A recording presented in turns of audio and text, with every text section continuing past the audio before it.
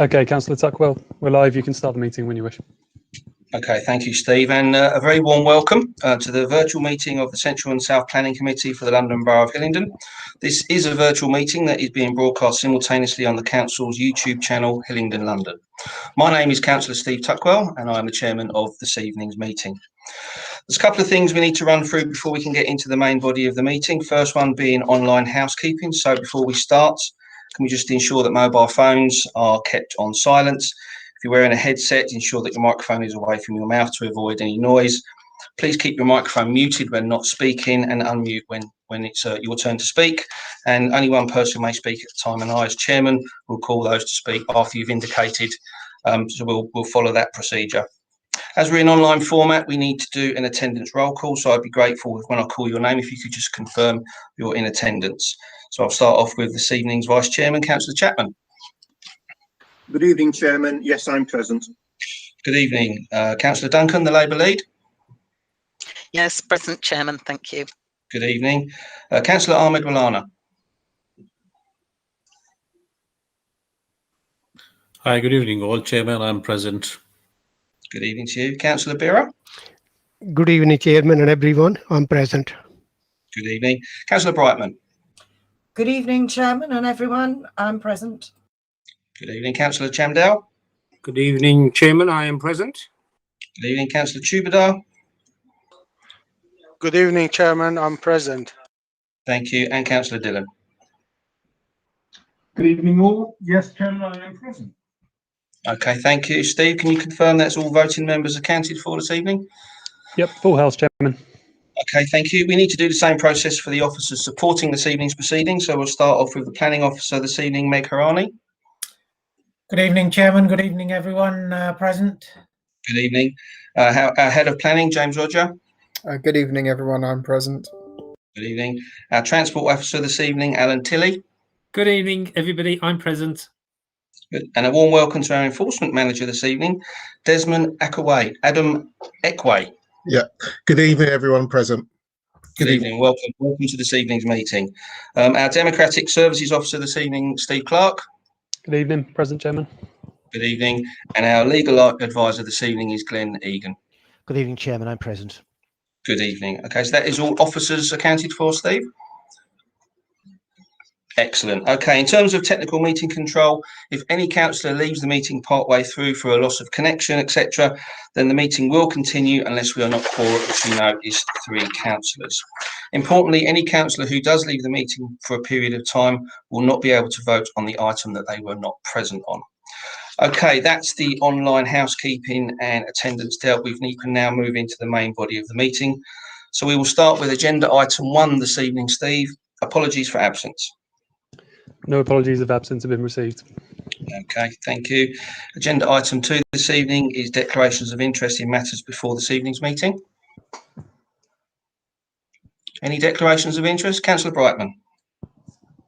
Yes, it's agenda item 6. I'll leave the meeting during that discussion. Councillor Brightman, can you just confirm if it's pecuniary or non-pecuniary and what the nature of the interest is, please? Sorry, non-pecuniary. It's just I've been very aware of the petition process. Thank you. Okay, thank you for declaring that, Councillor Brightman. Any other declarations of interest? I'm not seeing any indications here. So, okay, agenda item 3 this evening is to receive and agree the minutes of the previous meeting of the 7th of January. Can I take those as agreed? Agreed. Okay, everybody's nodding at me, which is good. And we can go with agenda item 4, which is matters notified in advance or urgent, which there aren't any.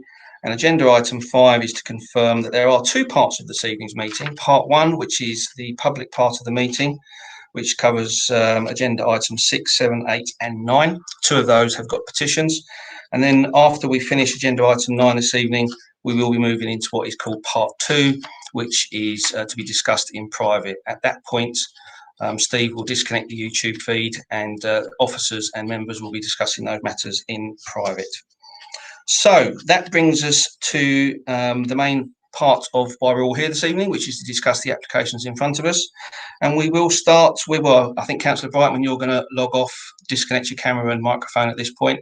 We will be discussing agenda item 6, which is number 1, Rainton Close Hayes. So can I now pass the baton over to Meg to take us through this application? Over to you, Meg. Thank you, Chairman. This is an application relating to 1 Rainton Close in Hayes. It relates to a 2-storey semi-detached property, and the application is for a 2-storey side extension and a 1-storey side / rear extension. Members will note from the history on page 9 that a previous application for a very similar development was refused back in February of last year, and it may well have been possibly the last committee in person, that one that it was refused at.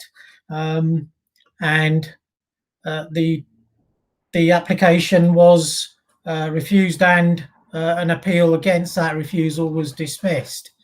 The current application is very similar, with a slight difference in that the previous application was refused because of the width of the 2-storey side extension.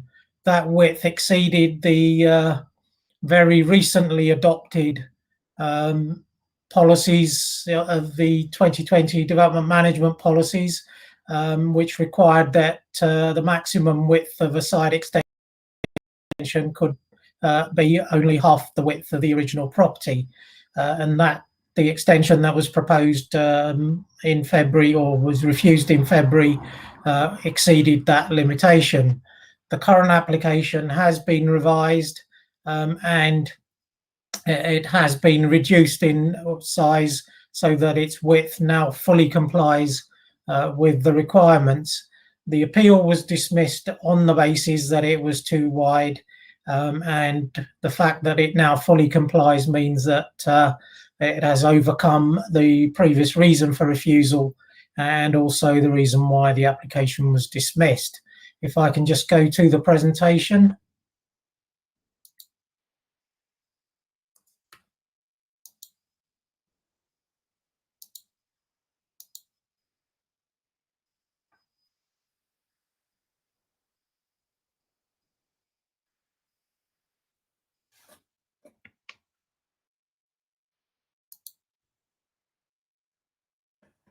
That shows the location of the property.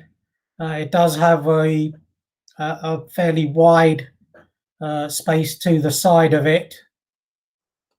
There are no constraints within that area. And these are the proposed site plan. And again, members will note that there is still sufficient space, or quite a lot of space, to the boundary, and clearly greater than the 1 metre that is normally required in that case. And the extension is now maximum half width. It's also set back 1.9 metres from the front, and so it fully complies. The 2-storey side element is the grey coloured bit, and the white is the 1-storey element. This is the existing plan and the first floor and the existing elevations. This shows the proposed extension. It might be slightly misleading in the setback because there is a covered or a first floor element which is over this section here, as this shows. So it is set back 1.9 metres from the main front wall, and that shows it there. So,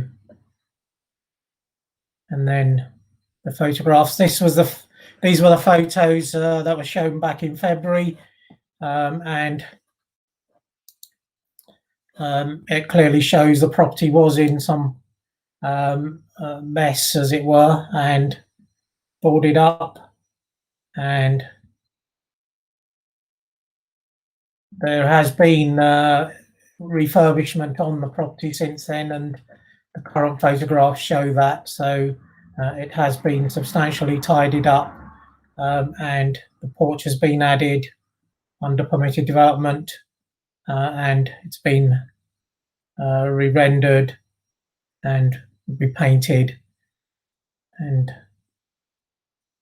so this is the current situation. As I said before, the extension fully complies now with the council's requirements, and therefore it's recommended for approval. Thank you, Chairman. Okay, thank you for that, Meg. This is our first petition item of the evening. Steve, can you just confirm what I know we've got a petition from local residents. Have we got anything from ward councillors or applicant? Nothing from the applicant or agent or ward councillors. It's just the submission from the petitioners, from the lead petitioner, Okay. which I'll move on to now, if that's okay. Just do that, and that'd be great. Thank you. Yep. Okay. The effect of the proposed development on the character and appearance of the site and surrounding area would, if approved, not only be out of keeping with the area, but would create a number of issues and an impact for the local community.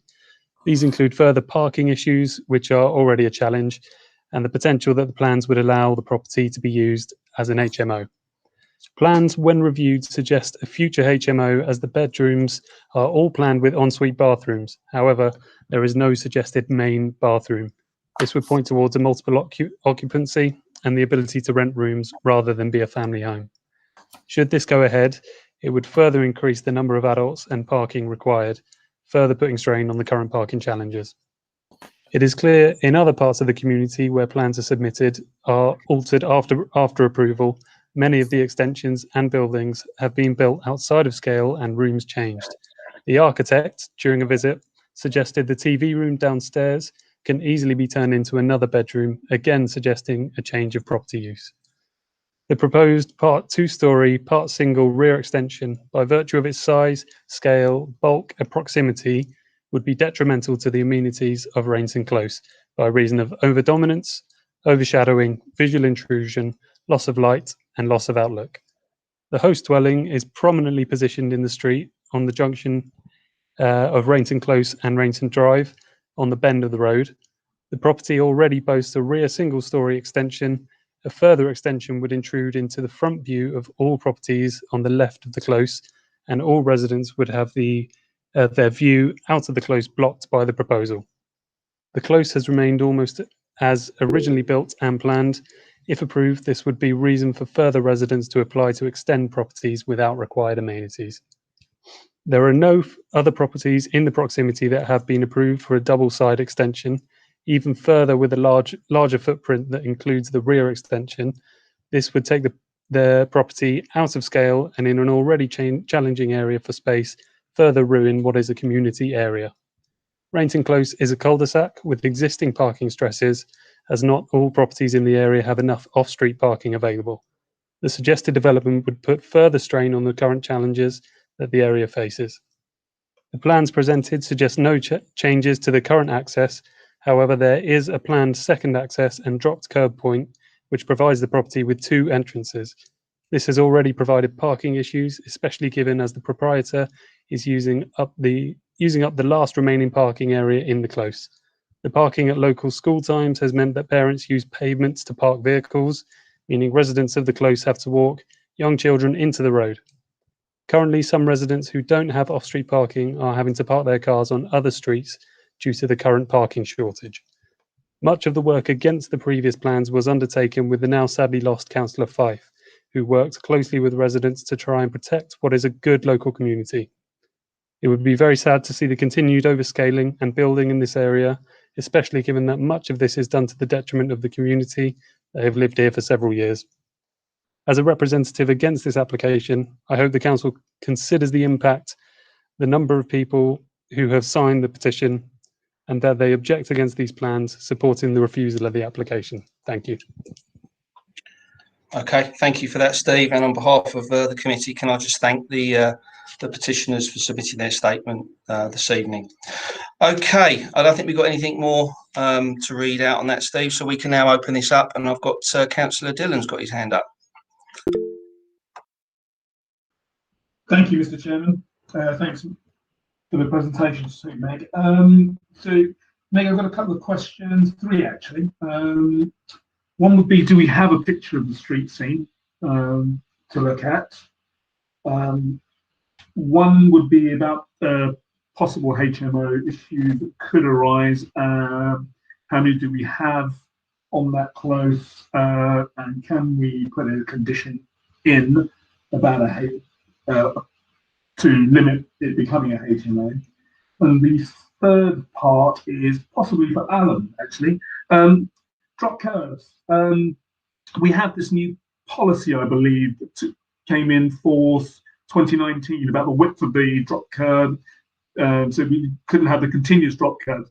Can they still have two on this property if they go back and put this in retrospectively? What will that do to the parking congestion around the area? Thank you. Okay, I think we'll have to split the answers to this one. So we're looking at street scene, HMO condition, which I think is already in there, and then we'll hand over to Alan to pick up the issue of, I think you're referring to the second entrance, aren't you, Councillor Dillon, that the petitioners talked about? Yeah, so Meg, can you pick up those first 2 points? Thank you, Chairman. If I go to the presentation, I may be able to show part street scene.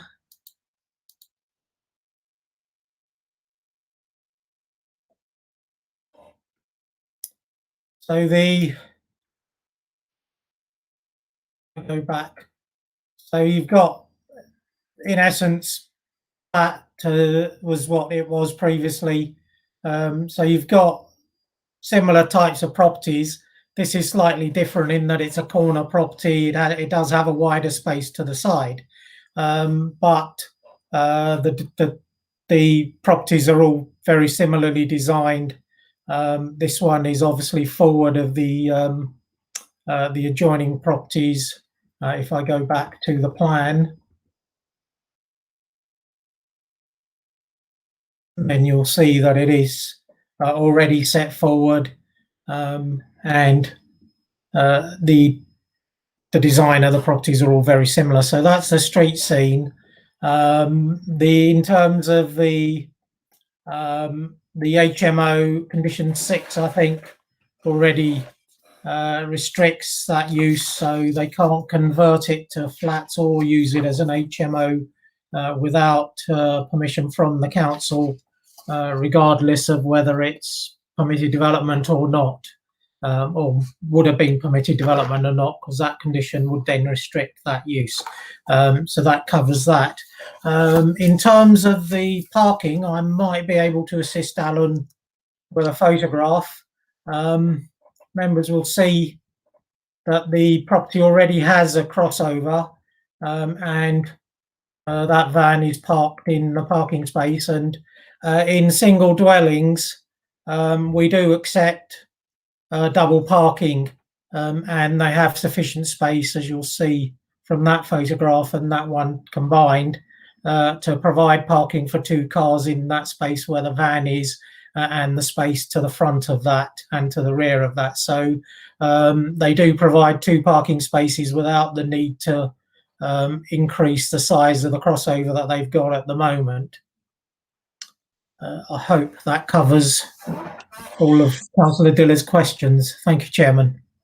Okay, Councillor Dillon, do you want to come back on any of those points? I would like to, as questions always generate further questions. And this is a fairly general one. My interest in the street scene was because of the amount of rendering to the property. And looking at the street scene now, we can see that other properties are rendered. That throws up another question with this particular property, and I've seen it within the borough and other places. This particular one has a sort of a grey tiled roof and black windows. Quite often we have conditions in our planning packs where they have to comply with brickwork or make the house look like the other house, even though it's extended. This one then stands out because it has a black roof where the others have red tile roofs, and has black windows where the majority have white sort of PVC, whatever they are, windows. Does that constitute anything that we can enforce on or condition in future? This would be obviously retrospective, but is it a consideration in future? With regard to the parking, they have a car on the front there parked, the silver one. How have they managed to get that on there if the drop curb is at the side? Are they straddling over the existing curb, which is not dropped, and therefore contravening parking conditions? I think just to back up and paraphrase what you're saying there, Councillor Dillon, is that on the photograph there appeared to be a fence. So we just want to understand, Meg, where the van was parked and where the image from the front that shows the bonnet of the car was parked, how there's access being achieved, I think is the question. So can you pick up those couple of points? Thanks, Chairman. Again, if I go back to the presentation. I think that'd be good to illustrate the point being made.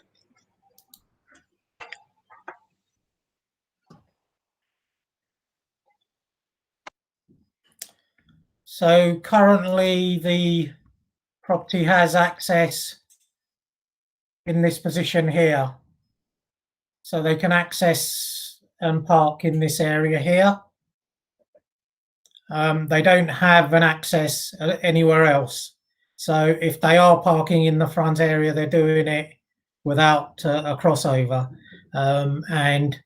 On this particular road, they won't need planning permission, but obviously they'll need permission from the Highways Authority to create a new crossover, and then the rules that the Highway Authority has will decide whether they get another crossover or not. But at the moment, the crossover is to the side of off Rainton Close, and that's how the van gets in at the moment, or did get in the photograph, and was parked in that position. So that's that one. The second question was, I think, relating to the materials that have been used. Unfortunately, you can replace roof tiles and windows outside of conservation areas with any roof tiles and windows that you choose. And that's obviously what's happened in this case. We do have a condition on the permission, or on the report, that recommends that the new extensions match the materials that are on the existing property. So in essence, they'll be required to match what this photograph showing you. But because they've already changed the tiles, they're allowed to do that under permitted development. Thank you, Chairman. Okay, thank you. I can see Councillor Dillon nodding there, and I've got a couple of other councillors who've indicated. So we'll go to Councillor Duncan. Thank you, Chairman.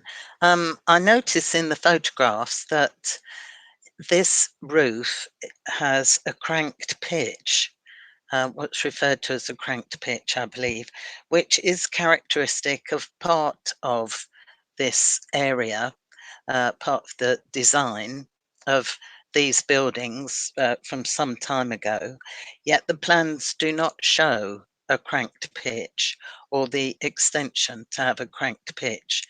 And I think in design terms, we would ask for that and require that. So that's the first thing, if I can just say that. The other thing is the orientation is such that a lot of this overshadowing will be falling north, so not so much affecting neighbours in that respect, but it will be viewed from the front windows of properties, but I do accept that it's at an angle that's further away, and that there's very little probably that we can do about that. The other thing I wanted to raise was the garden area, which I noticed is one of the petitioner's concerns. And in the report, it said that the garden area is to the side and rear, and that the demolished garage will be added to the private garden area. But as we've just seen, this is going to be quite a large house now, and I don't know what the amount of private amenity space would be required, whether it's 60 square metres or not. Perhaps we could be advised about that. But it does seem that part of the side is going to be taken up with the driveway where we've seen the van parked, and that there's only a small square of green at the side. So it's not the whole of that area. And I'm just wondering, because it is, especially with the single-storey rear extension now taking up some room, if we look on the plans, they've taken up quite an area, plus the side extension. And I agree that not all the side extension would have been, not all of the side would have been included in the private garden area. But if you take that, that's considerably more than 16 square metres. So I would just like us to check that point, please, because I don't feel that it's clear at the moment. So the driveway wouldn't be included, and also both the rear extension and part of the side extension, I think, may amount to more than 16 square metres. So they're the main things that I think. Thank you to Councillor Dillon for already raising the parking issues, because that was the other thing I was going to ask about, but that's it. Thank you. Okay, thank you, Councillor Duncan. Meg, we've got a few issues raised there. Can you sort of pick them up one by one? Yeah, thank you, Chairman. Again, I'll go back to the presentation.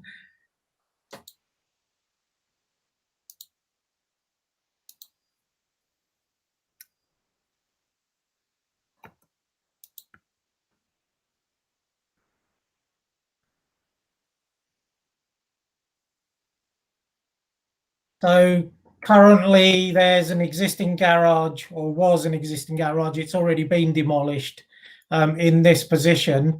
And so that creates additional, if you like, amenity space. Obviously, some of that has been taken away by the extension that's been built here. And then there is privacy to the side, as the photographs do show, I think. So there is, if I go back to the layout plan, amenity space in this position here and this position here, and the property is shown as being a 3-bed property, so it is complying with the 60 square metre requirement, and I think that's set out on page 12 of the agenda. If I go back to the photographs, you'll see that where the van is parked, there's a 2-metre fence in this position with the amenity space there, and then the amenity space to the rear of the property as well here. So the two of those together amounts to just over 70 square metres. So it does comply with the amenity space requirements. I'm not sure whether there were any other points. Can you pick up the point around, and I always learn a new term in these meetings, but a cranked pitch? Yeah. The crank pitch is this element here. It isn't shown. We, I think, probably need an additional condition which just shows that element being designed or being shown on a revised elevation. If members are agreeable to the size of the extension, then that can be replicated on the extension and incorporated into the existing property. Thank you, Chairman.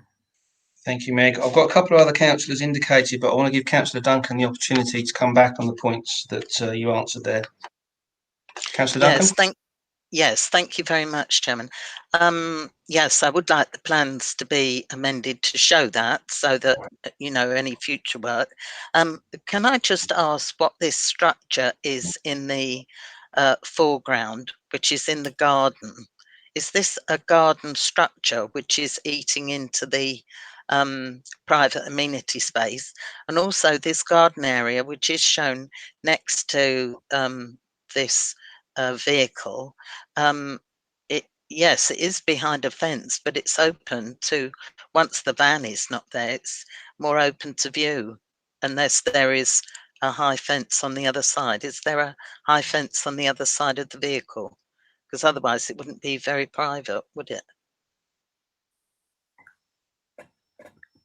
Yeah, so the fence that you see there carries on to the frontage. So Oh, right, good. you've got Yes. privacy there, and then you've got privacy at the Yes. front. So it is a private garden space. And in terms of the structure there, that's a pergola, and if you have a pergola, that's still counted as part of the open space. It's not Right. a shed or anything like that. No, it's not a building. Yeah. No. Thank you. Yeah, thank you very much. Thank you, Chairman. Thank you, Councillor Duncan. Okay, I've got Councillor Chamdale, followed by Councillor Ahmed Bolana. So over to you, Councillor Chamdale.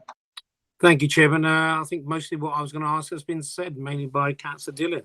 My concerns are there's not a lot we can do with the HMOs if they play the system. Obviously, they have to come back to committee if they want to change the HMO.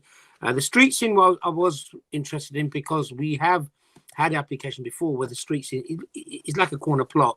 But since they've now sort of amended their original plans to make it, and it meets with our all the conditions that we require, there's not a lot we can do about that. And with the parking, now it's been explained how that they get, because I was a bit concerned how they get into the front.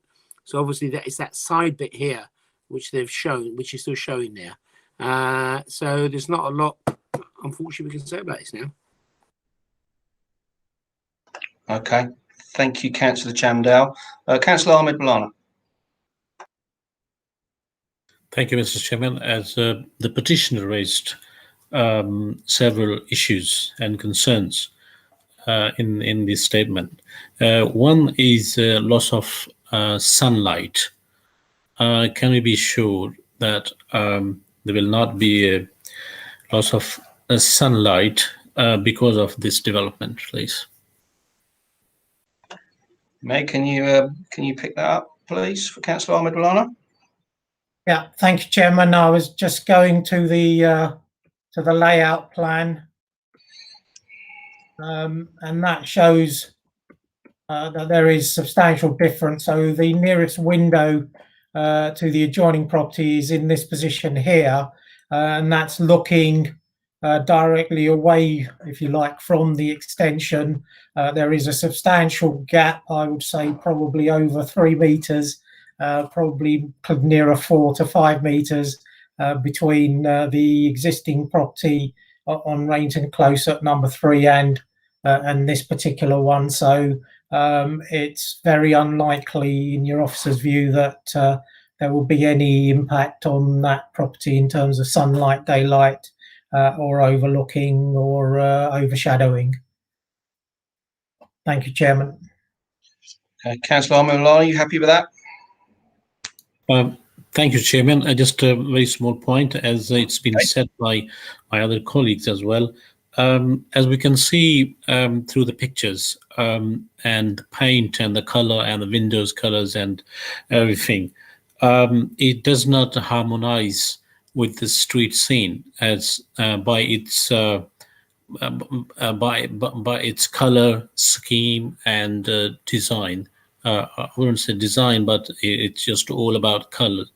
So I don't know how much control we can have over it, or maybe if any amendment can be made to the application or plans. I think Councillor Ahmed Bolana, Meg answered that earlier on, as it's not in a conservation area, applicants pretty much have a free rein on colours. Is that right, Meg? Thank you, Chairman. Yeah, in terms of the materials, what they've done to the existing property, we have no control over. We do have control over what they do to the extension, but obviously we wouldn't want them to have materials which don't match the current property. Otherwise, you'll get an even worse appearance than the one you're trying to avoid in this particular case. So what they've done to the existing property, they've done as permitted development, and we have no control over that. Thank you, Chairman. Okay, thank you for that. Meg, can I ask Councillor Milano if you could just put your hand down so I can see who's indicating? Just click the button again. That'd be great. Councillor Chapman. Yeah, thank you, Chairman. I was going to originally ask about the I know we've got a condition regarding HMOs, and I was originally going to mention parking, but that's been covered. The third thing I was going to ask about, which is something that Meg's just mentioned, is the overshadowing of number 2, Rainton Close. So to be honest, I think we've pretty much run the course regarding this. I don't really see, I don't think everybody's ecstatic about it, but it does fit in with all the plans and everything. On that basis, I'm inclined to propose that we go with the officer's recommendation. Okay, thank you, Councillor Chapman. James, Roger, you wanted to come in on this point. Yeah, I just wanted to clarify that's with the additional condition concerning the crank roof. And what I was going to say is we've done that before, so it would seem sensible to, as Councillor Duncan said, impose a condition in that regard. If members are happy to delegate the final wording to me, Chairman. Thank you. Yeah, I was going to cover that off, but yeah, good to have a double belt and braces on that one. Okay, I'm not seeing anybody else indicating. We are moved. Is there any other comments? Councillor Dillon, you want to come in? Thank you, Mr. Chairman. I just want to go back to this point about straddling the curb there. HMO is a concern. The number of cars parking on the drive is a concern for residents, and I'd just like to put this one to bed. Can they come back? We'd like confirmation from highways, because they will probably know the policy and know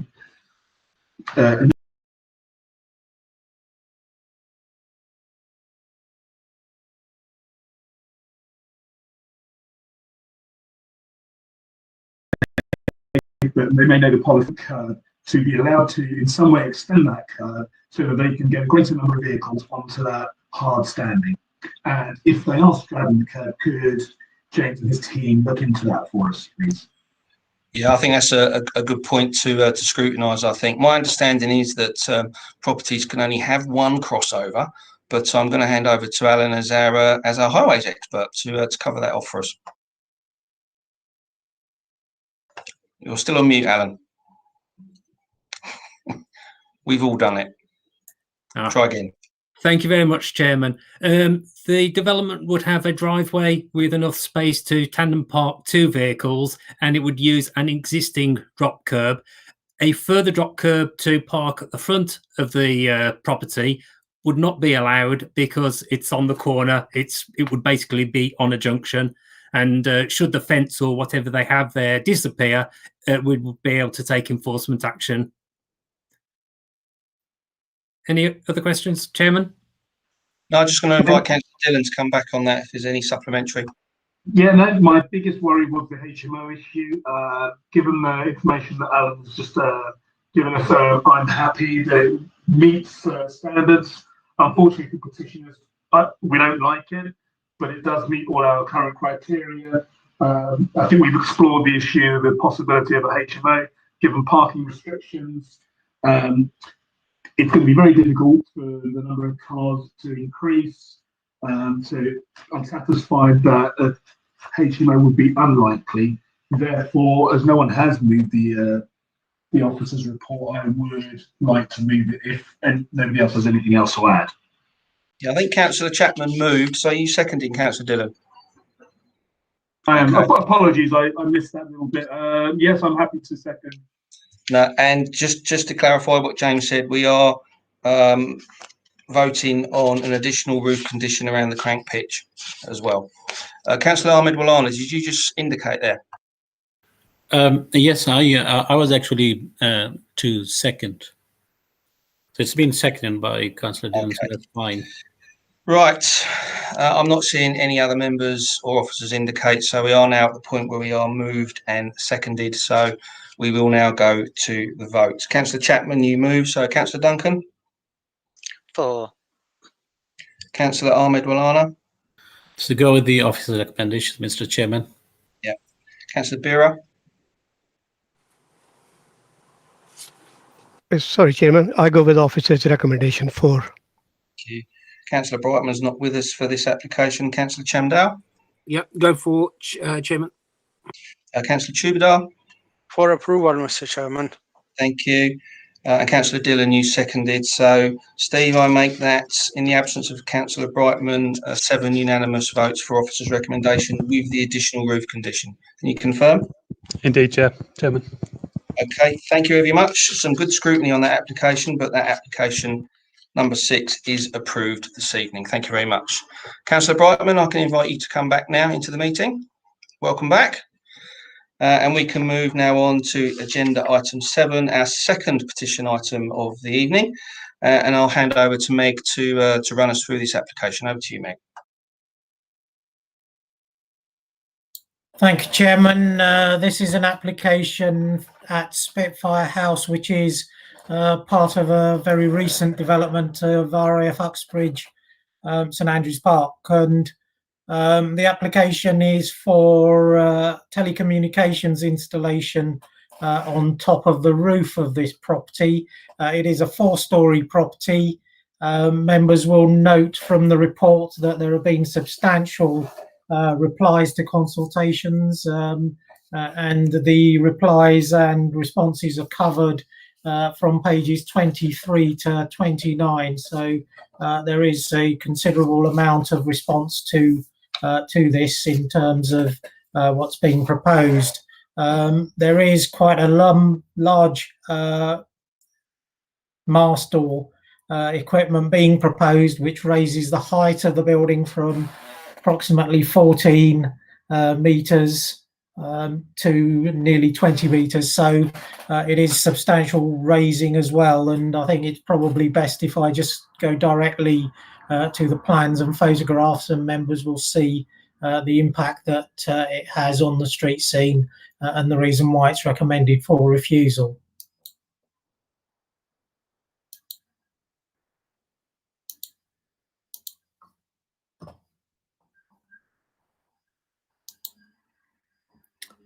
So that's the site, and as you'll see from its position, it is a very visible site, located in a prominent position on the road, Hillingdon Road and Churchill Road junction.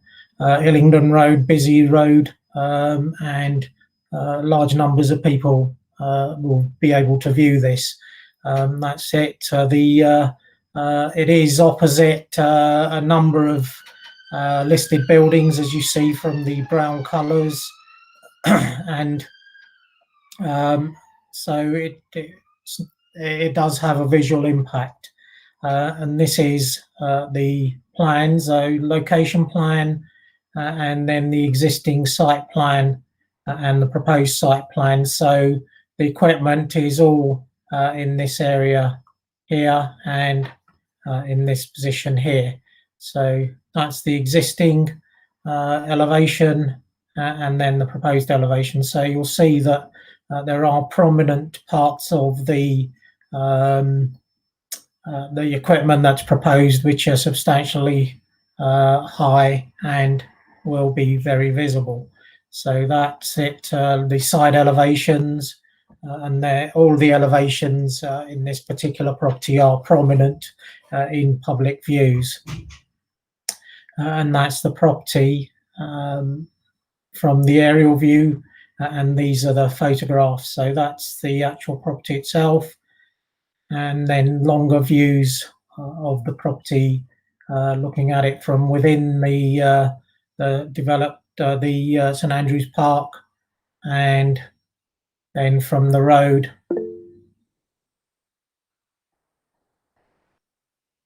And then the longer views. So from these particular views, members will note that the equipment will be very prominent. And so for that reason, visual impact, the application is recommended for refusal. Thank you, Chairman.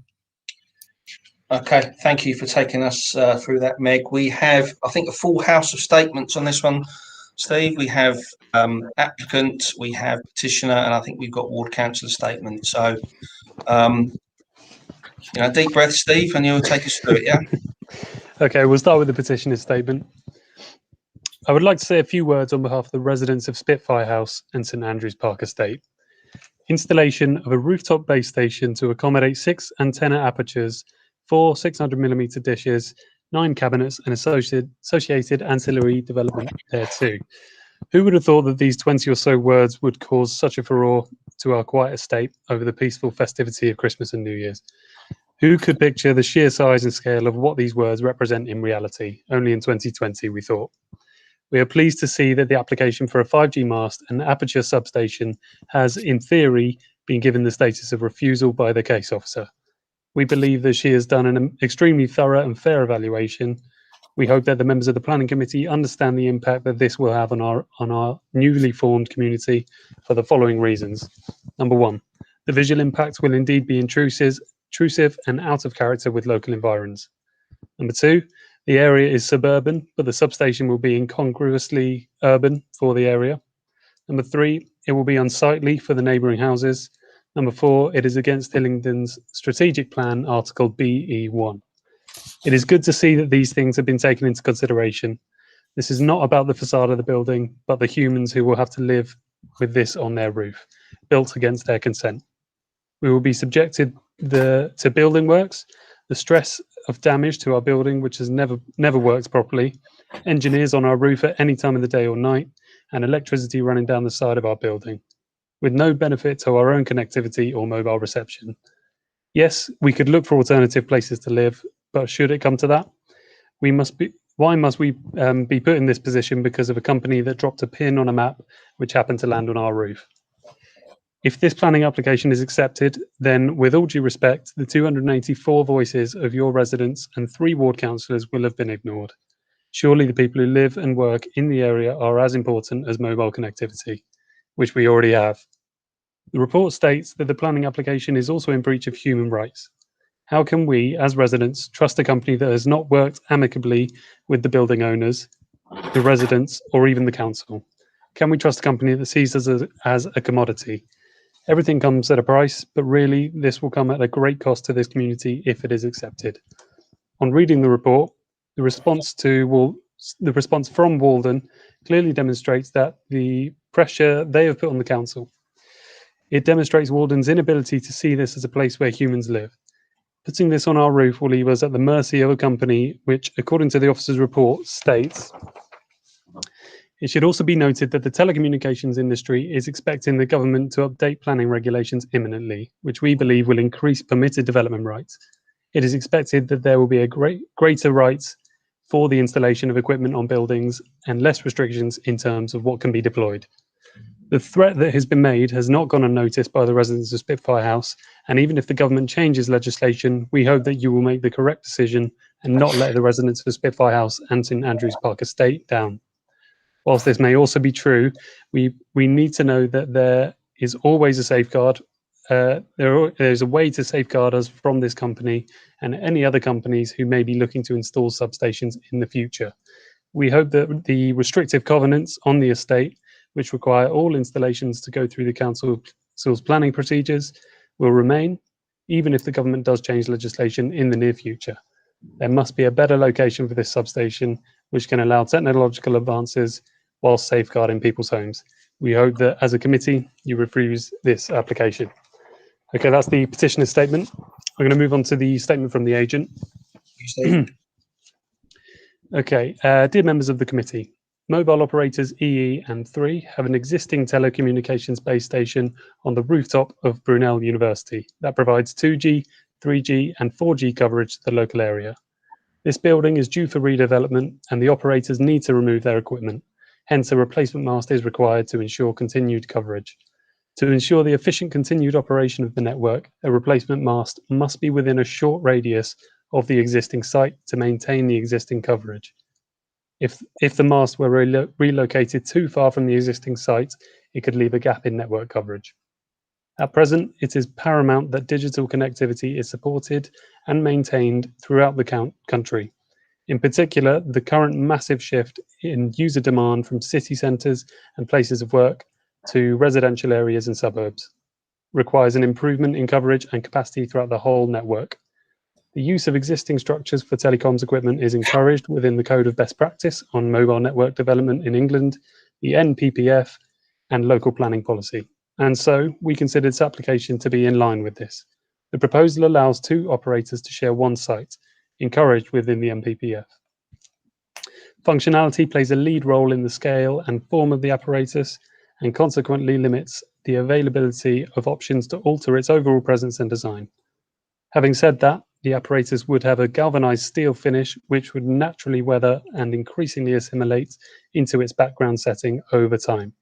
The antennas would have a white/light grey plastic finish which would integrate with the background sky. The height and location of the equipment is determined by radio planning. For the base station to effectively provide coverage to the target area, in line with the established network pattern, specific antenna orientations and heights determined by network radio planners must be achieved. The Code of Best Practice recognises the technical and operational considerations associated with mobile network development. The location enables the local area to benefit from continued coverage, plus it has been designed to be future-proof for 5G coverage.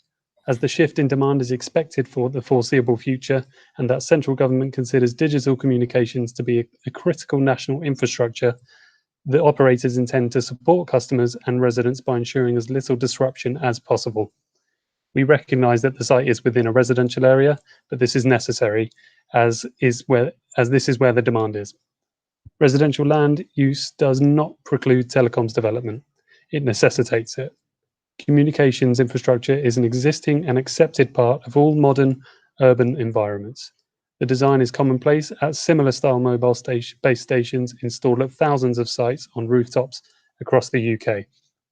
The applicants acknowledge that there will be an impact. However, it is therefore considered that, on balance, the continued and enhanced network services which will be brought forward as part of this application greatly outweigh any perceived visual impact that may be caused by the proposed development and should therefore receive support. It is also highlighted that the NPPF provides that a degree of harm can occur as a result of development without it being unacceptable, where it is balanced by public benefits. In addition to the many commercial benefits of the proposal, EE will become the emergency services network provider and will dedicate the 4G network for police, fire, and ambulance services. We consider that be an important material planning consideration and within the local community's best interest. We have already had a mast refused by the council in a non-residential area that would have worked in conjunction with this site. If this replacement does not proceed, this local area would be left without mobile coverage. Furthermore, the enhancements provided by this proposal would not be realised. We invite you to not overlook the benefits of connectivity and improved services.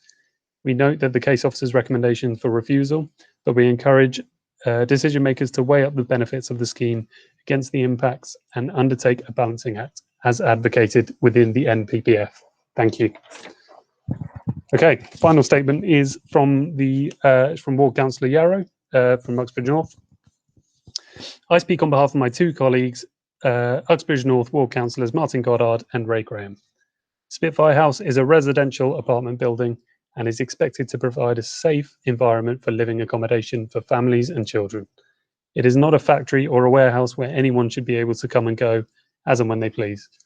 Access will have to be allowed to those persons constructing and testing the equipment, and no doubt at any other time when faults develop. I would not like to live on the top floor of the building whilst this is going on. The use of the RAF Uxbridge site was for a prestigious housing development and not for any additional add-ons to properties as and when an opportunity appears to have presented itself. The residents have put together a well-constructed petition to stop this proposed development going ahead, and I congratulate them. Members of the Planning Committee, I ask you to support the officer's recommendation to refuse this application and protect the well-being of the residents of Spitfire House. Okay, thank you very much, Chairman. That's the last of the written statements on this one. Thank you, Steve. You can take a well-earned break now. And I'd like to pass on the committee's thanks to the petitioners, the applicant, and indeed the ward councillors led by Councillor Yarrow with their statements. So I'm sure the committee voting members will take those points into consideration. Right, I've got a number of hands that have come up already with this new raised hand facility. So I'm going to start with Councillor Chamdale, Councillor Dillon, Councillor Brightman, then Councillor Duncan. So, Councillor Chamdale, do you want to fire up the debate? Sorry, Chairman, if I could, before you get into the debate. Okay, Mick, sorry, you've got your hand up. I was ready. Bring the committee's attention to the addendum. There is an addendum on this item. It has been circulated to all the members, and members should be aware of its contents during the debate and obviously during the decision making. Thank you, Chairman. No, well interjected there, Meg. Sure members will have a little look at that whilst Councillor Chamdale starts the debate off. Over to you, Councillor. Thank you, Chairman, once again. Well, I don't think he's got a lot going for it. The report is quite concise. What a position to put it in. I think the petitioner hit the nail on the head when he said pin on a map. There's no alternative sites that I understand have been looked at. What we heard in part of the planning application was all the reasons why it needs to move, but I'm not sure that's part of any planning consideration. Also, it's a shame that we can't actually ask the petitioners any questions because within the statement that was read out, first it was said there was a possible loss of coverage. So there was no determined thing that it would happen. And then later part, it does say there was going to be a loss of coverage. But can you find a worse place to put it? I don't think so. I mean, it's residential entirely, all surrounded, and it's against policy. So I would move the. I don't think you have too much, but I would move the officer's recommendations. But another question I would like to ask Meg is on the actual site plan, page 151. They show all these trees, which are 16 meters and 13 meters. Are they currently? Because in the pictures, I didn't see them. So are they going to plant these trees and let them grow up to 16 meters and 13 meters? Or if you could just have a slight clarification on that first, please. Thank you, Chairman. I think if I go to the presentation, there is a photograph. There are existing trees. I'm not sure that they're as high as 15, 16 meters, but there are trees which appear to be about 7, 8 meters high. So if I can just go to the presentation, and members will see those trees in position. So I think that photograph shows the trees, and they do carry on along that route, and members will see in front as well that there are trees there, which so those are the trees that are depicted. There are no new trees that are proposed. They're all on the edges of the site as opposed to, so these are all trees that are around the site. And clearly in an elevation, there might be some artistic license, but there are trees that are existing in and around the site. Thank you, Chairman. Okay, thank you for that, Meg. I've got Councillor Dillon. Sorry, Chairman. Sorry, did you want to come back on anything, Councillor? Yeah, all I'm saying is we pass plans on the plans, and quite surely on page 151, it looks, these trees, and it says it states what height these trees are. So they're not drawn to plan then. You've got 16-meter trees and you've got 13-meter trees. And as Meg said, they're not there. Yeah, thank you, Councillor. I think artistic license was the phrase that I think Meg used. So we'll go to Councillor Dillon, and over to you, Councillor. Thank you, Mr. Chairman. I echo the points that Councillor Chamdale has already made, really. The one that I found, I suppose, quite annoying in some ways is the one with the galvanised steel, so they would match the skyline, one would assume. So on when it's a nice sunny day, they would obviously turn blue, and then on a grey day, they will turn grey. So artistic license and artistic language. I can't add really much more to that. The report says it all. The petitioners have said it all. The ward councillors have said it all. It's wholly inappropriate place to put these antennas, and I would move the officer's recommendation of refusal. Okay, I think Councillor Chamdale beat you to move in. So you happy to second? I am happy to second. I can never ever hear him say that. I don't know why, but I'm happy to concede. And I'm sure you did, Councillor Chamdale. He did at some point. Happy to move that. So I'll take that as a second, Councillor Dillon. Yeah. Okay, a couple more councillors have indicated. So we'll start with Councillor Brightman, then we'll go on to Councillor Duncan, and then Councillor Chapman. Thank you, Chairman. Councillor Dillon and Councillor Chamdal have covered the points that I wanted to make. I drove past there today, and not surprisingly, there weren't trees of such stature. So I have nothing further to add apart from to support officers' recommendations. Okay, no, thank you, Councillor Brightman. Councillor Duncan. Thank you, Chairman. The proposal would add equipment, and quite bulky equipment, which is actually more than another story higher. If we remember the elevations that we were shown, and then when we look at the photographs, transpose that onto them, we really can appreciate how visible they're going to be and how unbalanced that would look on this building, and really how it would detract. It's a very pleasant building. It is in a very prominent position on a slight rise. I think we all know it because we all, probably most of us anyway, pass this building on our way to the Civic Centre or to Uxbridge or other parts of the borough. One of the things I wanted to ask was, in the reason for refusal, I'm happy with both reasons for refusal, but it does say it would be detrimental to the character, appearance and visual amenities of the street scene and the surrounding area.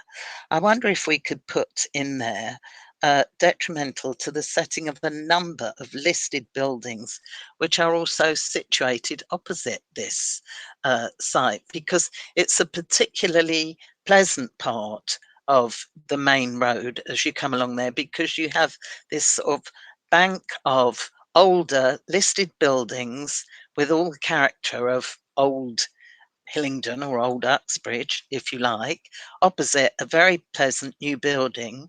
Yes, it is new, but it harmonises with that area of good design, if you like, of buildings.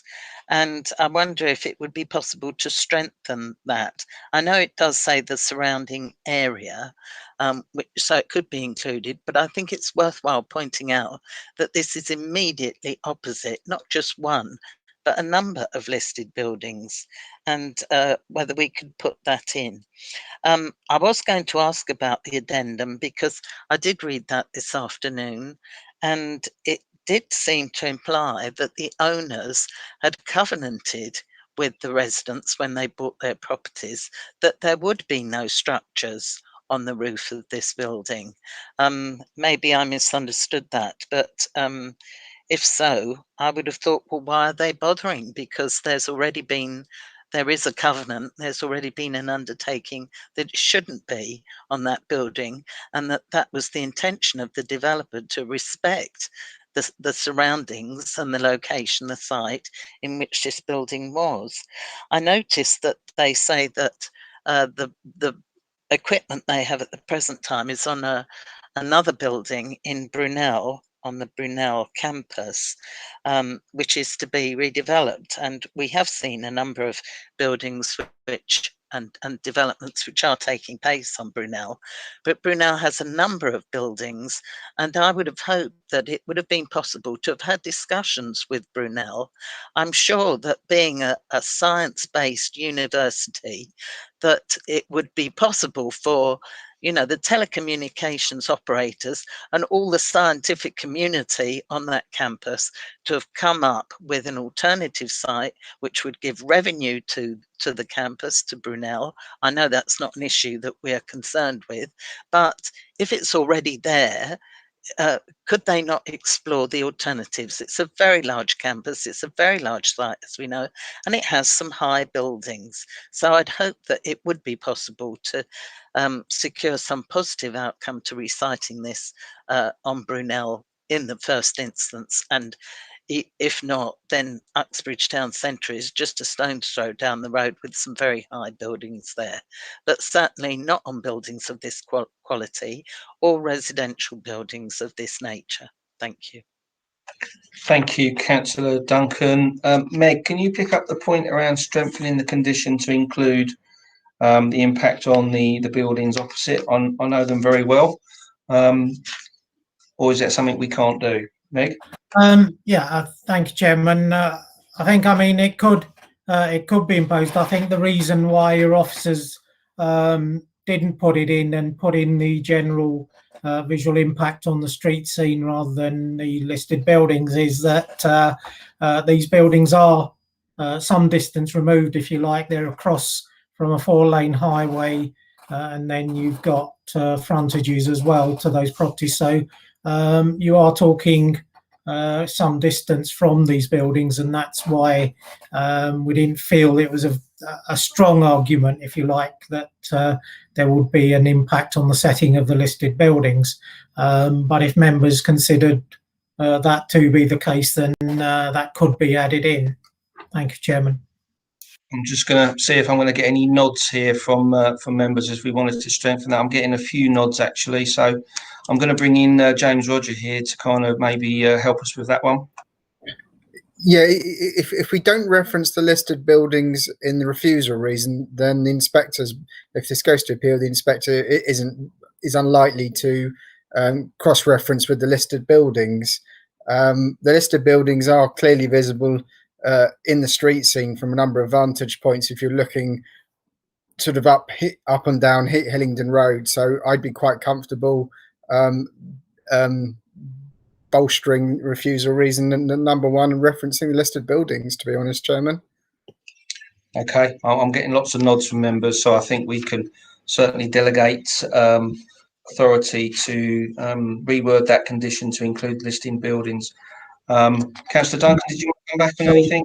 If I can just in adding listed buildings, obviously all the policies that go with listed buildings and heritage will need to be included in that reason as well. So members need to be giving us authority to do that as well. Thank you, Chairman. Okay, thank you. Before we move on to Councillor Duncan, Councillor Chapman, sorry, Councillor Duncan, did you want to come back on any of those points? Yes, thank you very much, Chair.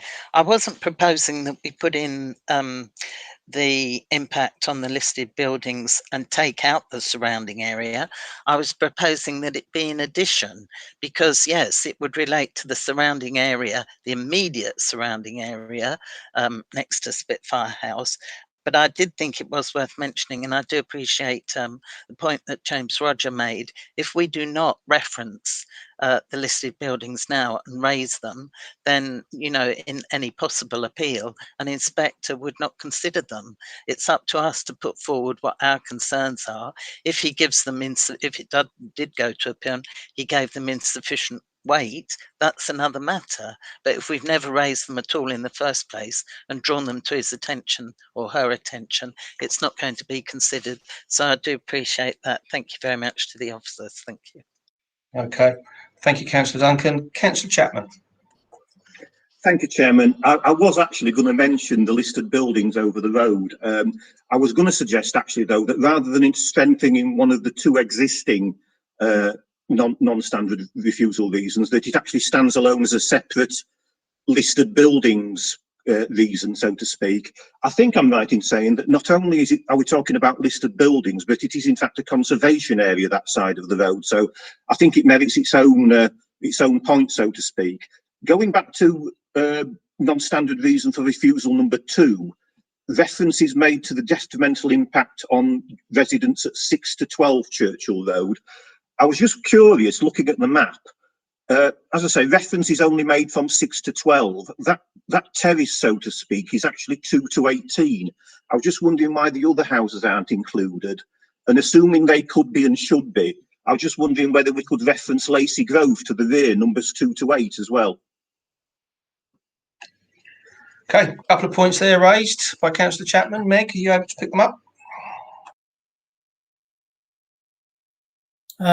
Yeah, in terms of a separate reason, I think that would be a fairly weak reason. I think it's probably stronger if we include it within the visual impact, general visual impact and impact on the street scene reason, and include the policies within that. So I think that that would be the recommendation that I would make to members, is to amend the original visual impact reason to include listed buildings in with that. It's difficult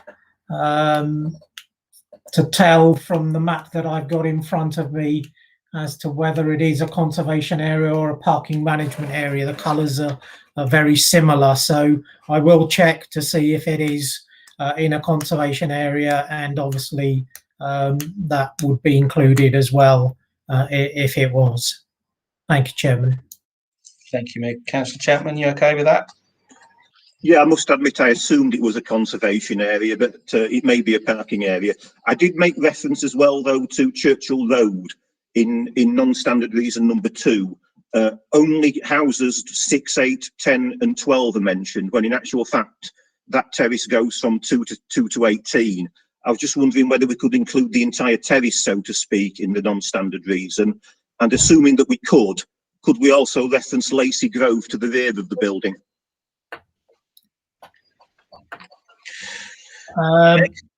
Yeah, I think the reasons are that those particular properties that are mentioned directly have windows looking at the equipment where it's sited, as opposed to just looking at the building. So that's why it's specifically those properties, because they actually have windows which look directly at the equipment.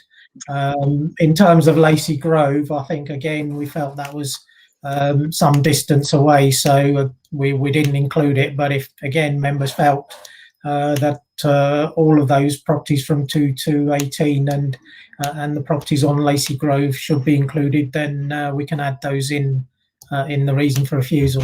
Thank you, Chairman. Just wondering if that would help strengthen any sort of appeal proceedings which might come along. So, James, do you think that would help?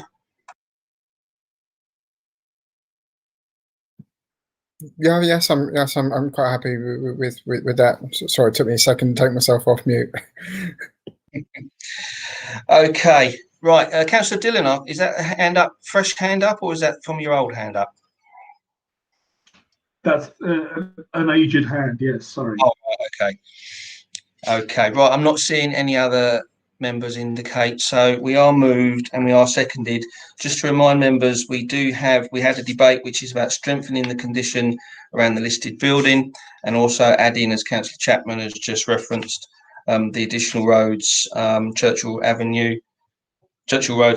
and Lacey Grove. So that's what we are voting on.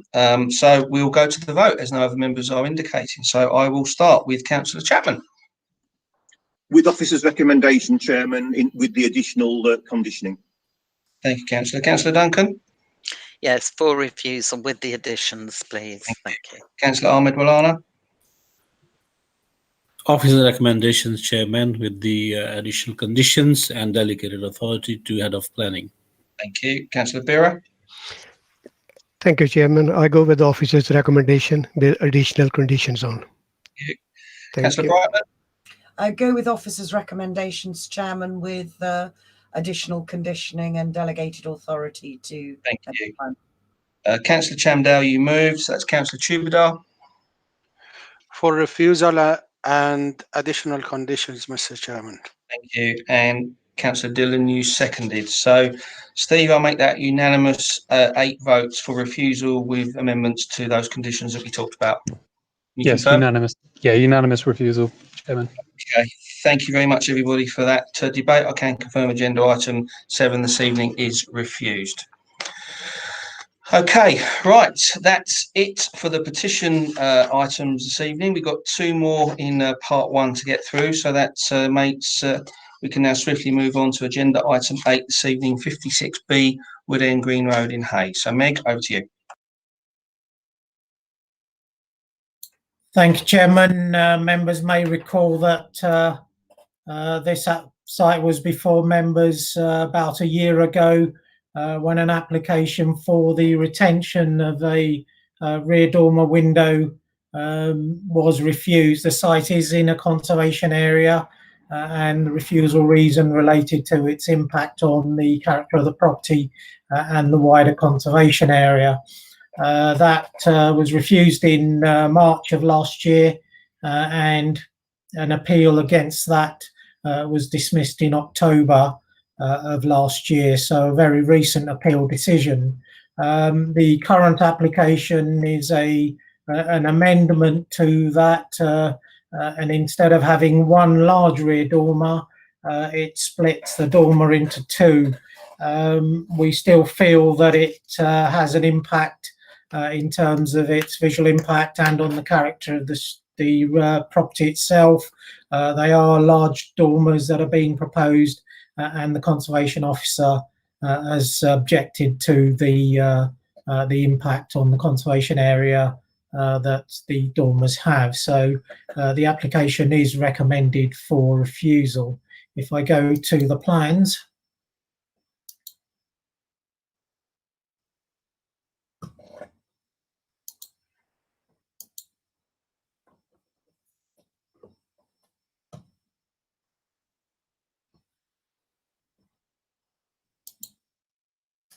That's the site. It is a corner site, so it is very visible from a number of viewpoints within the public realm. And that shows the extent of the conservation area. And these are the existing plans and what was refused and dismissed on appeal previously. And the proposal is then to take down the dormer that's there and put in two dormers, and that is what they would look like. And that's the actual property and the unauthorized dormer that's being put up. As I said previously, the conservation officer has objected to this. It's still considered to be too large, still dominates the roof and has an impact on the conservation area and the property itself. So recommended for refusal. Thank you, Chairman. Okay, no, thank you for taking us through that, Meg. Right, we've got no petition or ward councillors or applicants on this one, so we can go straight to the debate amongst members. So I've got, Councillor Dillon got in there first, followed by Councillor Chapman and Councillor Duncan. Yeah, Councillor Chapman is very quick, but yeah, it's still very lumpy. To use a very local term, it doesn't sit well with me. It's no improvement, I'm afraid, in the outlook for residents along the other cul-de-sac or the road. It just doesn't sit right. I would move officers' recommendations. No need for too much debate on this one, I hope. Yes, thank you, Councillor Dillon. I definitely heard that. Definitely heard that. Councillor Chapman, then we can go on to Councillor Duncan soon after. So over to you, Councillor Chapman. Thank you, Chairman. Yeah, very happy to second the proposal to reject. I'm very conscious, looking at one of the photos there, that it very much dominates Albion Road. And although we're talking in terms of it being a rear dormer, which technically it is, in terms of Albion Road, it's effectively a sort of forward dormer overlooking all the front of those houses. I think it doesn't fit in at all. But even if you ignore the conservation element, it doesn't fit in at all, and that's why I'm happy to second the proposal. Okay, thank you, Councillor Chapman. Councillor Duncan, you indicated. Thank you, Chairman. Yes, it's not sufficiently subordinate and it's not sufficiently sensitive to its position, as other colleagues have said, of it presenting virtually a front facade almost a front elevation to Albion Road, where it's seen so clearly as you're in that road and coming down it. So yes, I go with officer's recommendation. Thank you. Okay, thank you, Councillor Duncan. I'm not seeing any other members indicate, so we can move to the vote on this one. Councillor Chapman, you seconded, so Councillor Duncan? Yes, go with officer's recommendation. Thank you. Councillor Ahmed Malana? Go with the officer recommendations, Mr. Chairman. Thank you. Councillor Bira? Thank you, Chairman. I go with officer's recommendation. Thank you. Councillor Brightman? Go with officer's recommendation, Chairman. Okay. Councillor Chamdal? Officer's recommendation, Chairman. Yeah. Councillor Tubadar? For refusal, Mr. Chairman. Thank you. And Councillor Dillon, you move this application. So, Steve, I make that unanimous. 8 out of 8 members voting to refuse this application. Can you confirm? Unanimously refused, Chairman. Okay, I can confirm that tonight agenda item 8 has been refused. Thank you very much, everybody. That brings us to the last item of part 1 this evening, which is agenda item 9, Hayes Park in Hayes End Road. In Hayes, all the Hayes tonight. So over to you, Meg. Thank you, Chairman. Very quickly, this is an application for listed building consent for internal refurbishment in the main of Hayes Park Central and South buildings. These are 2 Grade 2 star listed buildings, so they are important heritage buildings within the borough, and they do include the reinstatement of a number of features within the building, including a reflecting pool and refurbished entrances, and there are some changes to the external elevation which remove unoriginal elements, and it reinstates some of the other elements, so it is an improvement all round.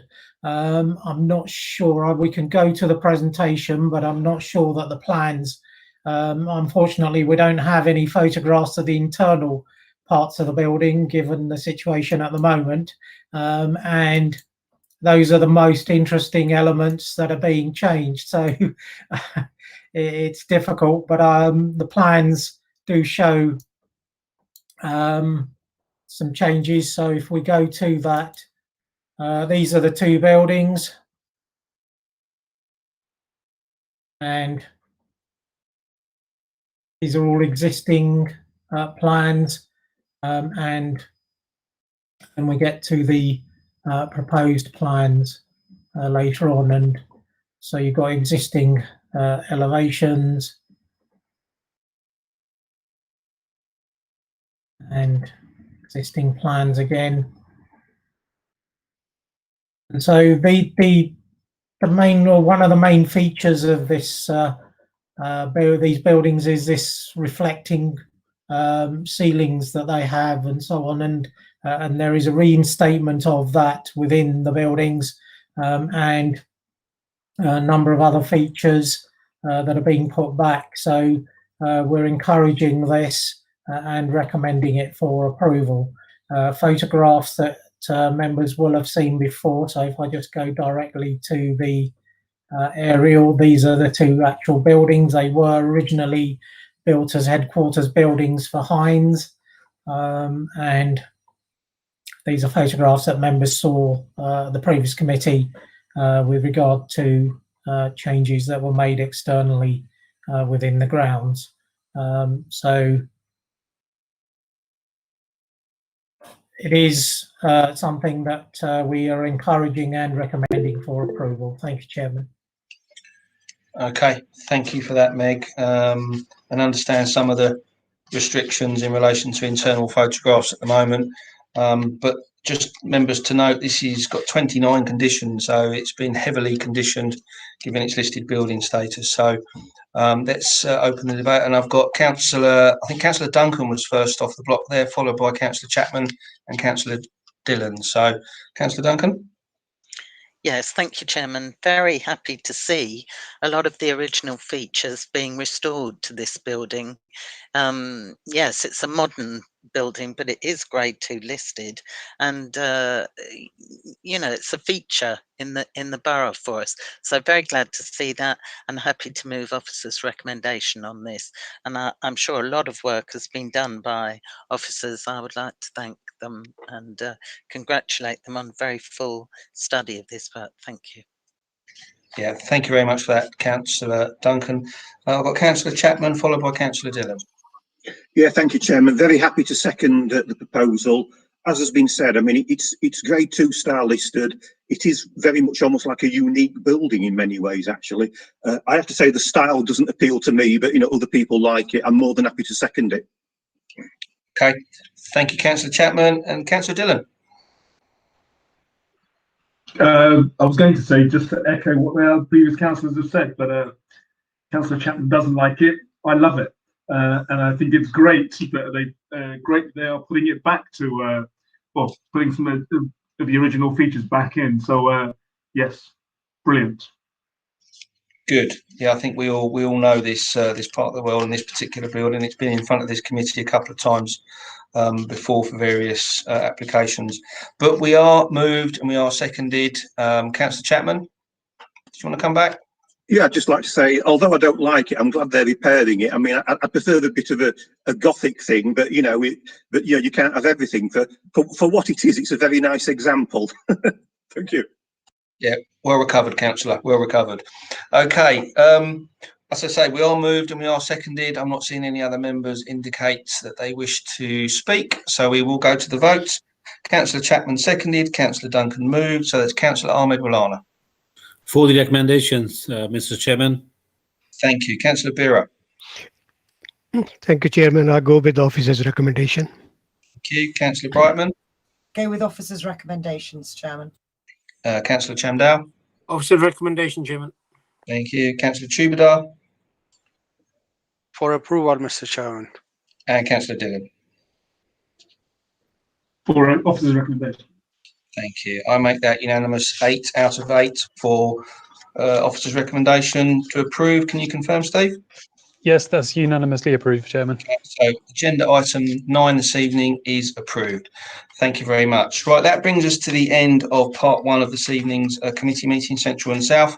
I'd like to thank, in front of those watching, officers and members for participating and giving some very good scrutiny to this evening's applications. And for those watching on YouTube, we're going to have to let you go now, because Steve is going to disconnect the YouTube feed and we are going to be going into part 2. But for those that are watching or have been watching, good night to you.